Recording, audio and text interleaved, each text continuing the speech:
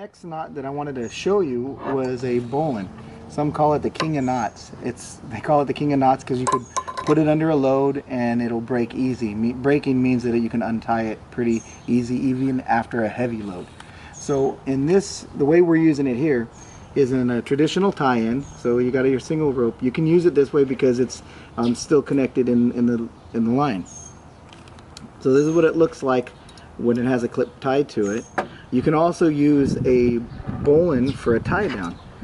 So the way you do the bowline is make a loop. You'll bring the tail end of that loop up through the hole, around the longer part of the rope, and back to the loop. And then what you're going to do is pull the long piece and make it tight. So the bowline's tied correctly when this little tail is on the inside of the loop, not on the outside. If it's on the outside, it's not proper. So this would be like a loop that you can connect to something after, or you know, put it on there a real heavy load, and then this is the part that you would push to break it and open it up again. So that's the bowline. Okay, so we went over the bowline and how we tie it, and it's what it's used for is mostly like a tie down loop when it's tied in this way. But the thing that you'll use it most in tree work, use a lot of times in removal, is going to be the running bowline, and it's actually one of the strongest knots. Like I said, was the king of knots. You've heard it a lot. And the way you tie the running bowline, it's actually the same knot. The only thing is you just got to remember to kind of ignore the long end. You kind of ignore it. So say you've thrown your rope over the tree, it's way up high, you're gonna, or maybe you're gonna pull down the tree. You could do it that way too. So if you were on the ground and you threw this up and say I'm gonna tie this and I'm gonna make a notch cut and drop the tree, so I would just make a running bowline. So you'll make your loop just like the regular bowline, and normally we'll just go like this and go around and come back, right? So the difference is, instead of just going through that loop, I'm gonna go around the long part of that rope right over here. I'm going to go around the long rope.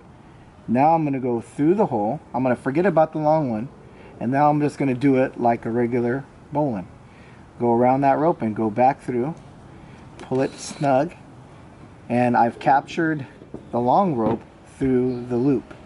So now what you would do is pull it up to the top of the tree, and now it's secure.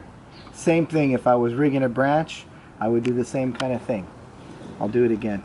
So all you got to do is remember to do your loop, and you're going to throw that tail around that long rope, go out of the hole, around the long part, and back in. And then you're going to snug it up. Now you got your bowline, and there you are, your running bowline. There you go. Give it a try, Noah. Alright, Noah, so don't forget to make the loop, and then you want that tail end to go up out of it and around and back inside.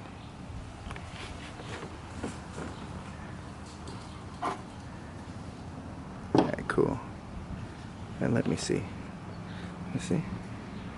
Looks good. Alright, cool. Alright, let's see if we can do that running bowline, Noah. You make your loop. There you go. And then go under. Now it's going to go from underneath. No, you got to go out that loop, around, and then back inside. And then you grab both pieces of that tail. There you go. Pull it snug. There. And then pull it up. And there you go. And that's your running bowline. Ta-da! Alright. Good. You want to try it again? Yeah, I'll do it again. Yeah, do it again. Let's see. Cool. Okay. It's easier if you just flip your loop. Alright. There you go. There. Back inside. Through there. Grab the tree. Pull it tight. Make it snug when you do it. Like just pull it snug too. Like, see, you want that to look, yeah, like that. And then now you go ahead and pull it. Ta-da! Cool. Good job. Alright. Okay, so just a real quick recap of what we just did. We did the regular bowline, so that was where you make a loop, bring a tail through, go around, and then go back into itself. So that's the regular bowline. And remember, it's tied right when the tail's on the inside, what it looks like forward and back. And then we also did a running bowline, and that's where you throw it over a branch, and what you'll do is the same kind of thing. You'll do a loop, the tail will go over the long part of the rope, go in the loop, around, and back inside the loop, and then you'll snug that up, and there you go, you're running bowline. And that's the knot. It's really good for rigging, pulling things down. The other part of the bowline, if it's just a loop, it's great for hooking, you know, like a tie down or something. So the next thing we're going to do is we're going to work on a sheet bend, a slippery sheet bend, and a quick hitch. All right, take care.